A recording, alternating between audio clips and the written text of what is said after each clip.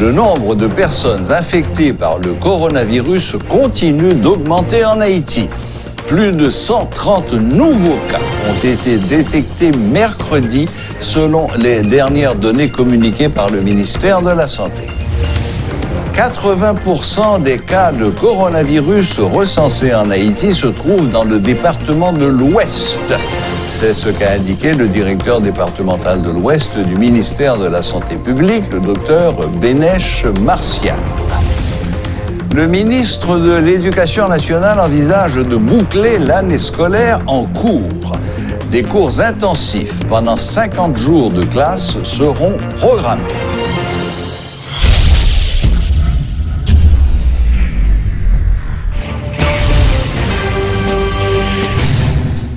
Au moins 8 postes additionnels de dépistage seront installés dans 7 communes du département de l'Ouest d'ici la semaine prochaine, ce qui portera à 12 le nombre total de ces structures au niveau de la région. C'est le directeur sanitaire de l'Ouest, le docteur Bénèche Martial, qui en a fait l'annonce lors de son intervention le jeudi 29 mai au Centre d'information permanente sur le coronavirus. Nous pral mettre et commencer à mettre déjà des points pour moun yo capable de faire test là. Jodi dans City Med Delma 19 gagne un point de prélèvement, c'est-à-dire que on moun qui allait, il est capable de faire test là pour sous symptomatique. Dans MSF Douya gagne un point de prélèvement. Si ou allé ou symptomatique, il est capable de faire test là pour. Dans l'hôpital Saint-Luc gagne un point de prélèvement. Soit aller ou symptomatique, il est capable de faire test là pour. Pour qui ça me dit symptomatique, c'est pour nous aider le système non, parce que tout le monde doit lever, il dit on va le faire test là. Non, on priorise si là yo qui pas senti bien, qui a la fièvre, qui a tête fait mal, qui perd goût bouche. Nous connaissons pour qui ça déjà. Système non pas gagné assez moyen pour d'apprendre tout le monde ensemble, ni ça symptomatique ni ça pas symptomatique pour tester. Donc nous dit City Med, nous dit MSF Douya, nous dit Saint-Luc et Saint-Gestio. Saint-Gestio a deux particularités, non seulement ils sont capables de faire test là, mais ils fait prise en charge pour une catégorie de monde spécifique. Ils priorisé monde qui vivent déjà avec virus VIH là dans sang yo, avec monde qui fait tuberculose. C'est-à-dire que monde qui a virus VIH dans sang yo, qui a tuberculose ou bien les deux à la fois, si yo fait examen pour les positifs, eh bien Gestio gagne capacité pour les hospitaliser moun sa yo si kayo nécessité ça. Pour semaine prochaine, ap effectif point ça yo n'bral di là. Ap gen un point de prélèvement dans l'hôpital La Paix Delma 33. Ap gen un point de prélèvement dans l'hôpital général. Ap gen un point de prélèvement Cornillon. Ap gen un point de prélèvement Fonverette. Ap gen un point de prélèvement Lagonave. Donc Lagonave, machine yo installé déjà, y a capable de faire test dans Lagonave. Ap gen un point de prélèvement Petit Goave, cap couvrir Petit Goave et Grand Goave. Ap gen un point de prélèvement Léogane, cap couvrir Léogane, Gressier ak toute zone qui environne yo. Gagner un point de prélèvement Carrefour, cap Akachon 32 n'a renforcé, cap couvrir Carrefour et zone qui environne yo et plus Samsud Bay qui dans zone métropolitaine. N'a dit moun yo jodi ya. Tout le monde qui a fièvre, qui perd goût bouche, qui a tête fait mal, qui a gorge fait mal, qui même a diarrhée parce que y a des signes digestifs que SARS-CoV-2 a provoqué, jusqu'à ce que vous fait test pour le négatif, le système n'a pas considéré comme un monde qui fait corona, mais ou même tout, il faut considérer tête comme un monde qui gagne corona. Pour qui ça? Pour capable prendre mesure pour si c'est à son gain pour protéger tête ou, mais pour protéger monde qui beaucoup autour. Le docteur Dieudonné Jean-Baptiste estime que le ministère de la Santé publique gère très mal la pandémie du coronavirus. Il a fait remarquer que le service mis en place par le ministère, à savoir le 20-20, n'est pas efficace et que la prise en charge des patients atteints de coronavirus n'est pas appropriée. Je veux dire, au besoin de l'autre niveau de vigilance, au besoin de l'autre niveau d'organisation. Par exemple, les communautés doivent s'organiser pour que yo capable. Parce que l'État, je regrette, je pensais que l'État a dépassé. Déjà. Et c'est nous, dans la deuxième semaine, nous avons dit ça depuis avant, si nous gagnons, si l'épidémie en va le terrain, nous connaissons le système, nous on va le dépasser. Même pas de penser qu'il va dépasser. Si rapidement. Aussi rapidement.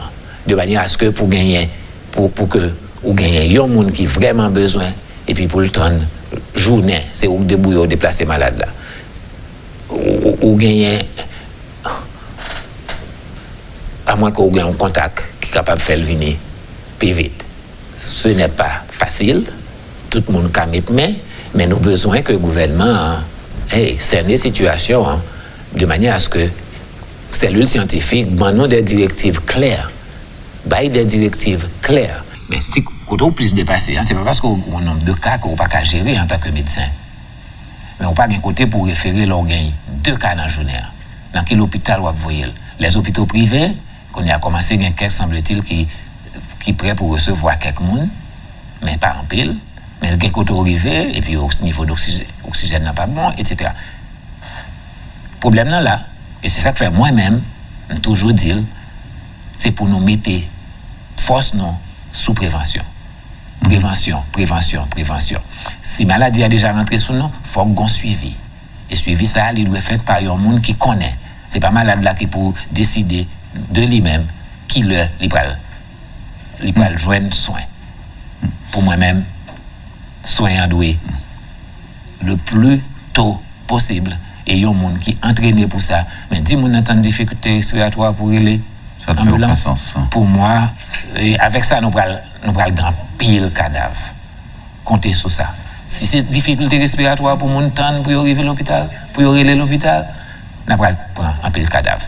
Même New York prend un pile cadavre, le même que vous avez Javid Center pour recevoir mon. Les autorités sanitaires haïtiennes sont de plus en plus préoccupées par l'impact de la pandémie du coronavirus sur les structures sanitaires. Le personnel médical s'évertue à se protéger pour éviter toute contamination. À l'hôpital de l'Université d'État d'Haïti, HUEH, cet hôpital est paralysé en raison de l'arrêt de travail des médecins résidents. Ils réclament des matériels adéquats afin de se protéger contre la pandémie. Au moins 6 médecins résidents ont été testés positifs au Covid-19 la semaine écoulée. Ces spécialistes avaient été infectés lors d'une intervention chirurgicale réalisée sur un patient. D'autres tests sont en cours afin de déterminer la situation sanitaire de plusieurs résidents qui avaient montré des signes et symptômes du coronavirus. Un porte-parole des médecins résidents critique la gestion de la pandémie par le gouvernement, insistant sur la nécessité de protéger les médecins qui sont en première ligne de la lutte contre la pandémie. Les dossiers du sénateur Kedler-Augustin et de l'artiste Jean-Jean Roosevelt, qui ont tous les deux été victimes de brutalité policière au cours des mois précédents, seront bientôt transférés au directeur général de la PNH, selon le porte-parole de l'inspection générale Vital Jeunet. Celui du journaliste Georges-Emmanuel Allen est en phase finale et le dossier de Patrick Benoît est encore à l'étude, a ajouté l'inspecteur Jeunet lors d'un point de presse ce vendredi. Invitant les membres de la population à porter plainte en cas de brutalité policière, le porte-parole indique que l'IGPNH fonctionne avec seulement 30% de son personnel, ce qui entraîne des retards dans le traitement de quelques dossiers. Par ailleurs, M. Jeunet affirme que l'inspecteur général Hervé Julien se porte mieux et pourra reprendre ses fonctions dans les prochains jours. Suivez ce reportage de Rudolph Pierre-Louis. Le 12 mars dernier, le sénateur Kedler-Augustin a été victime de brutalité policière. Une nouvelle qui a fait couler beaucoup d'encre et suscité une vague d'indignation au sein de l'opinion. Ensuite, les violences n'ont pas cessé pour autant. En pleine campagne de sensibilisation contre le coronavirus, l'artiste Jean-Jean Roosevelt s'est vu inscrire sur la liste des victimes le 3 avril. Des plaintes ont été déposées à l'IGPNH et ces 2 dossiers seront bientôt transférés à la Direction générale pour décision, explique Vital Jaunet, porte-parole de cette institution. Son dossier fini. Début semaine prochaine, disons lundi ou mardi, l'a acheminé au directeur général, y compris les dossiers de l'artiste chanteur Jean-Jean Roosevelt. Donc 2 dossiers ça yo fini. Malgré la réaction du secteur des droits humains qui a fermement dénoncé le comportement des agents de la PNH, ces violences se sont poursuivies. Dans la soirée du 28 avril, le journaliste Georges Allen a fait les frais de la colère des policiers.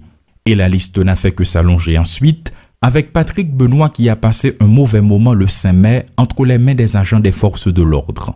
L'inspecteur Jaunet fait le point sur ces 2 cas. Dossier Allen, en phase de traitement, en phase très avancée, mais cependant, il y a un petit retard qui est dû à la COVID-19 par rapport à l'effectif nous ici qui réduit, fait que il y a d'autres actes qui pas qu'on fait sous lui, mais les principaux actes très importants sur le dossier ça, ils ont fini. Il y a des démarches qu'on fait avec CSPJ qui c'est organisme de tutelle pour être capable de faciliter l'entretien entre juge et inspection générale. Et une fois que juge sa inspection générale entretenu avec elle, l'a identifié ensemble de policiers qui étaient accompagnés le jour incident et produit. À ce moment-là, une enquête cap ouvert. Il existe des dossiers similaires impliquant de simples citoyens, ajoute l'inspecteur Vital Jaunet. Il invite en même temps toutes les victimes de brutalité policière à porter plainte. Une dame qui était dans la zone Champ-de-Mars, qui était victime de brutalité policière à travers les réseaux sociaux, tout le monde a regardé. Malheureusement, l'inspection générale n'a pas gagné identification d'Amza. Il a cherché des éléments qui sont capables de permettre d'identifier. Et une fois que l'identifié d'âme, et gagné une plainte formelle qui potait, et à ce moment-là, gagné une enquête cap ouvert. Depuis nous avons remarqué, gagné un acte quelconque qui est capable de demander intervention inspection générale, c'est-à-dire un acte qui tendant à violer les droits de l'homme, pas hésiter à relayer dans 2 numéros que nous avons là, 22 11 22 59 11 11 22 60 11 11. Entre mars et mai, 4 personnalités publiques et plusieurs citoyens ont été brutalisés par les agents des forces de l'ordre. Les coupables sont-ils toujours en fonction? Quel sort leur réserve l'inspection générale? Sur ce point, Vital Jaunet ne veut pas s'aventurer. Et loi font enquête, il faut éviter pour pas léser et moun qui porte plainte là et moun qui mise en cause là. Maintenant, s'agit-il de est-ce que policiers yo a travail ou pas? Moi dis déjà. Enquêteurs qui travaillent sur le dossier ça, ils font ensemble de mesures, ils font ensemble d'actes d'enquête qui aboutit à conclusion ça c'est une fois que DG lui-même lui joint un document, lui apprécié et à ce moment-là, il peut mettre et ça nourrit les mesures disciplinaires en effectivité. L'inspection générale de la police nationale d'Haïti fonctionne à effectif réduit. Seulement 30% du personnel sont présents, ce qui entraîne des retards sur le traitement de certains dossiers. En ce qui concerne l'inspecteur général qui a été testé positif au coronavirus, des dispositions ont été prises en vue de décontaminer tout le bâtiment suivant le protocole sanitaire du ministère de la Santé publique et de la Population. D'autres tests de dépistage ont été effectués sur les autres membres et tous se sont révélés négatifs selon une source sûre. Elissi Duelassin et Rudolph Pierre-Louis pour Télémétropole.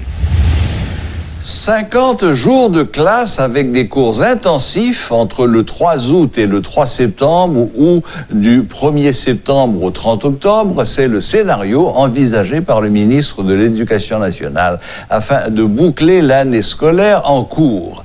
Intervenant pendant le journal du soir, Pierre-Josué Agénor-Cadet a souligné que 120 jours de cours sont nécessaires pour que les élèves puissent retenir les notions essentielles et que 50 jours ont déjà été épuisés pendant l'année académique.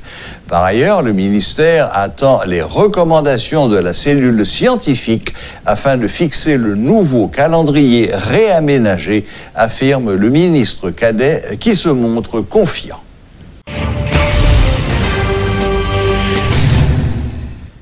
Notre invité d'aujourd'hui, présent ici dans les studios de Metro News, est le docteur Gianni De Castro, directeur exécutif de Profamil.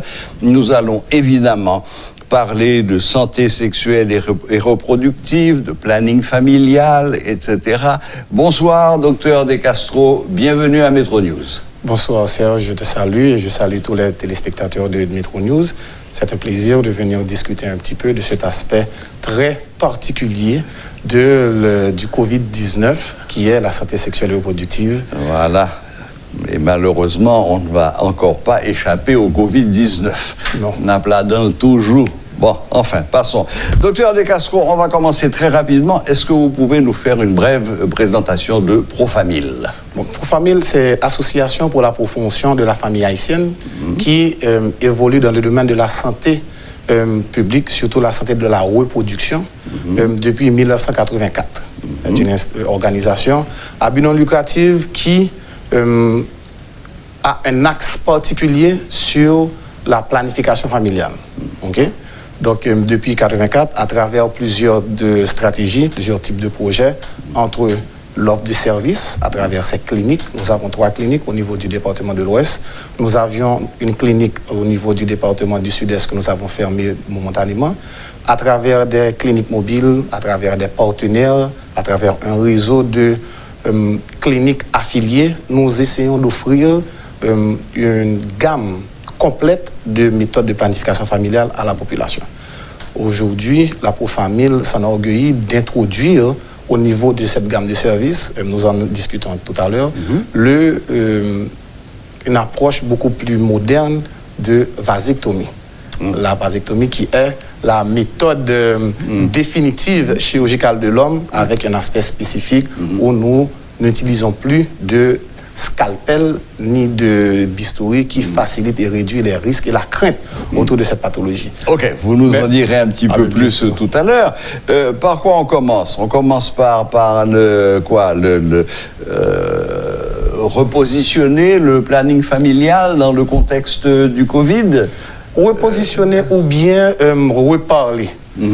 Tirer la sonnette d'alarme et parler un petit peu, ne pas oublier autour du concept de mortalité, de létalité qui surtout attire l'attention des gens. Mais il ne faut pas oublier aussi, en dehors de ça, dans des situations similaires, par exemple lorsqu'il y a un bouleversement de la société, lorsqu'il y a chambardement de l'ordre social, il faut dire qu'il y a une tendance à un enregistrement d'augmentation de cas de grossesse non désirée.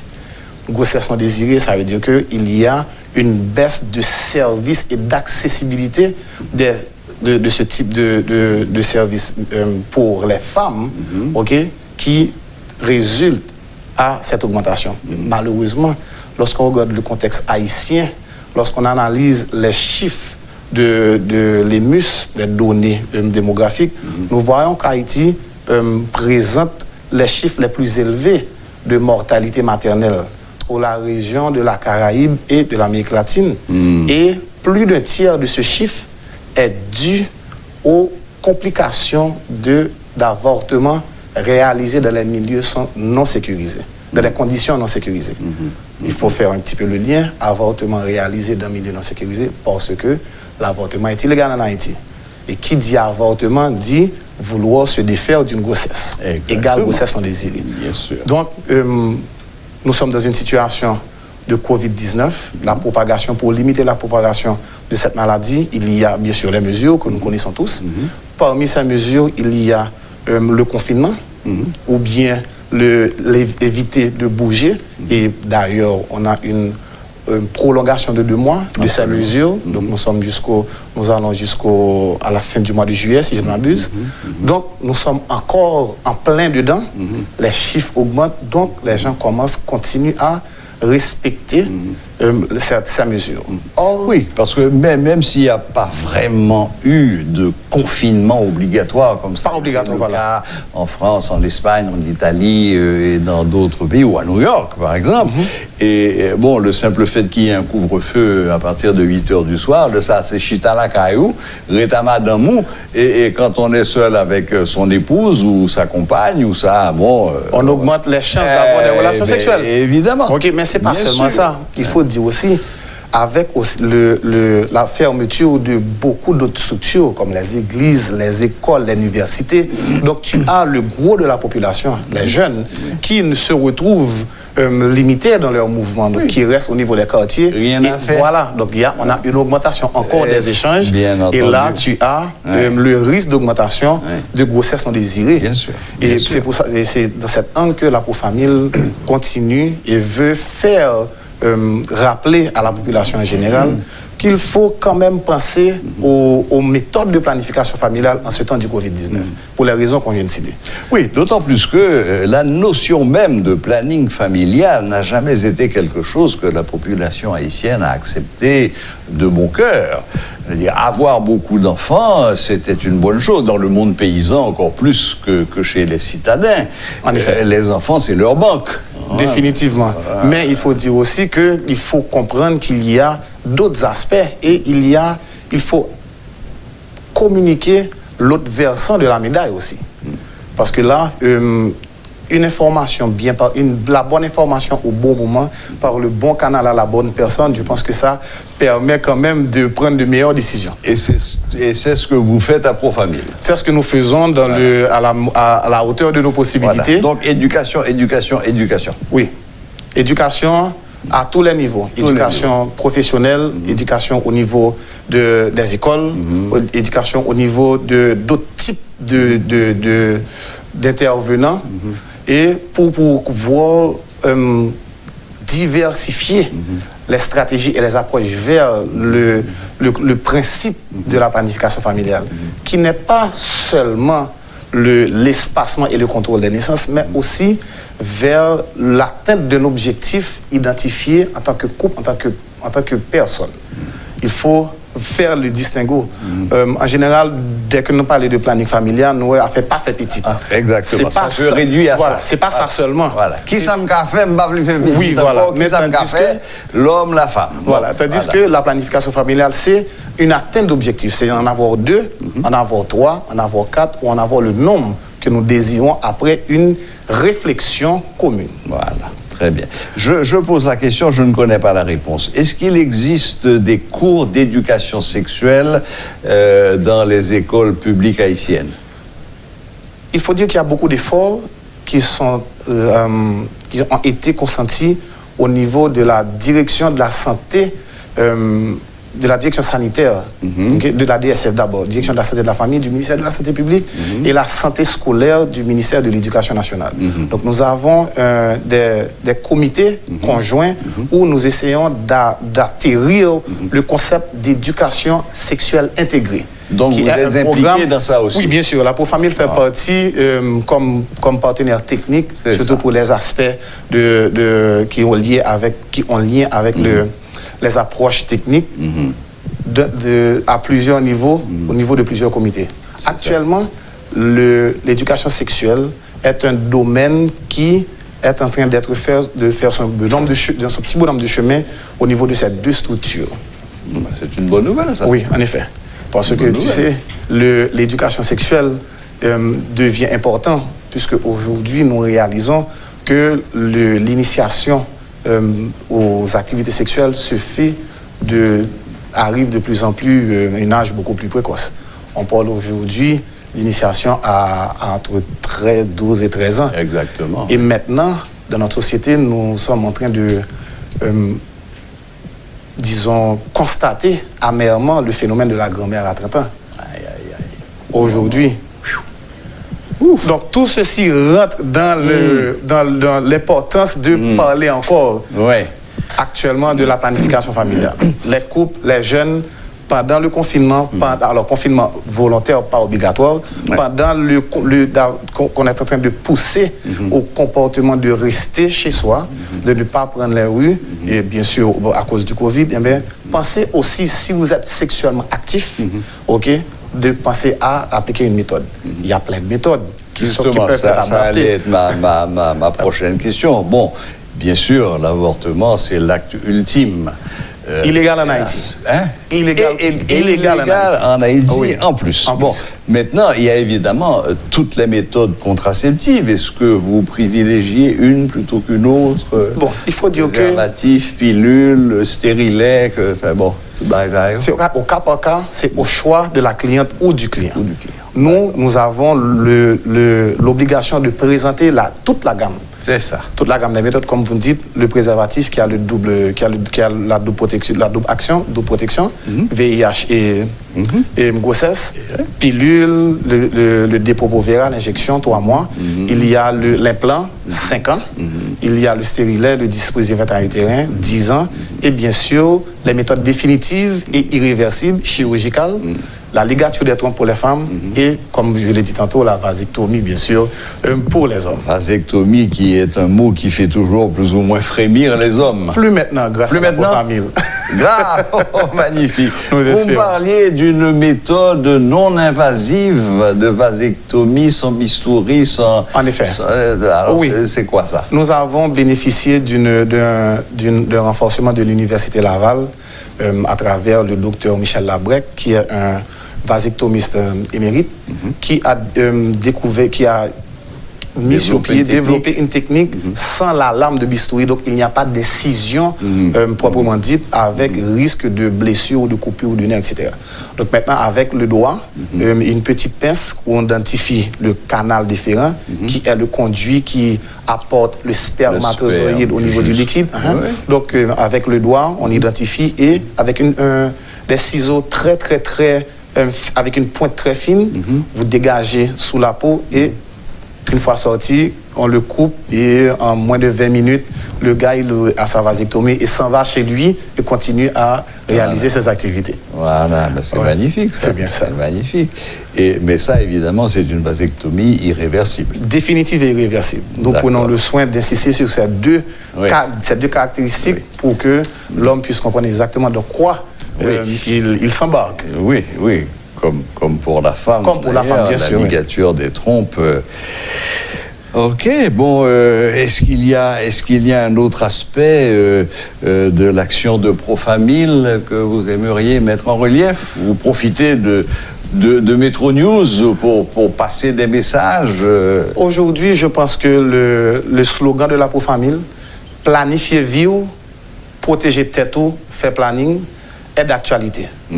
Donc, la Profamil encourage la population haïtienne à porter une réflexion vers ses besoins et sa situation de fécondité. Est-ce que c'est le moment aujourd'hui de tomber enceinte? Donc, la Profamil veut offrir l'opportunité aux gens d'aborder la question et de faire le pas et d'aller appliquer une méthode. Parce que nous ne pouvons pas aimer que c'est les cabris qui passent nous les barrières, ou bien vous prenez un abcès sous clou. Je dis pendant que Covid là, nous connaissons tout effet négatif qu'elle gagne à tous les niveaux, surtout social, économique. Nous savons ce que ça fait aujourd'hui dans le monde entier. D'autant plus que jusqu'à date aujourd'hui, c'est trop qu'être la somme en prend, chat là à pied devant. Nous avançons à grands pas vers le chat ou la chat. Parce qu'on n'a pas encore atteint le pic numéro 1. Voilà. Mais même quand on arrivera à une baisse et que la pandémie aura été jugulée, là, ça en a tombé d'un problème économique, problème social. Les conséquences beaucoup plus approfondies. Question, en effet, est-ce bien le moment d'avoir... Non désiré. Bien sûr. Non voulu. Oui. Donc, on n'a pas invité Mounio pour faire attention. Dans ce cas-là, il faut que Mounio t'a réfléchi, même si au vlog petit Est-ce que c'est le moment? Est-ce que c'est le moment? De toute façon. On tente peut-être 1 an, 2 ans. Pour nous voir comment on va évoluer. Tous les moyens sont là à la disposition des gens. Oui. On peut presque dire, sous bon petit non désiré Jodia, et vraiment, l'autre est bleu. Parce que nous faisons tout effort nous pour nous bonnes informations pour nous connaître que ou doit éviter ça. Exactement. Au point de vue information, la Pro-Famille a, comme j'ai dit, 3 cliniques au niveau du département de l'Ouest actuellement. Donc, une clinique Martin Luther King, alors nous relèvons Martin Luther King, en face rue Bois-Patate. Nous avons une clinique Croix des Bouquets, rue Grande Plaine, derrière cimetière. Et nous avons une clinique là, Delma 31, rue La Forêt. Bien sûr, si vous avez besoin à relayer nous pour plus d'informations, nous avons un numéro de téléphone 28 11 04 12. Bien sûr, 28. On répète, 28 11 04 12. On quitte du lundi au vendredi, de 8h à 4h, heure de bureau. Mais on a aussi le 35 59 88 88. Ça, c'est surtout pour les réseaux sociaux, WhatsApp, c'est surtout le numéro WhatsApp. Pour disponible 24 sur 24. Donc ça, c'est plutôt pour les messages écrits ou les voice calls, comme ça. Et puis bien sûr, les réseaux sociaux pour Famille Haïti. Bon, l'heure est 35 59 88 88. Vous voyez au message par nous, alors vous répondez. Bon, nous avons il y a un temps de réponse puisqu'il y a la centrale qui fait le dispatching des questions et maintenant l'équipe technique, dépendamment de la question, sera répondue par une équipe technique et celui qui s'occupe, le gestionnaire des réseaux,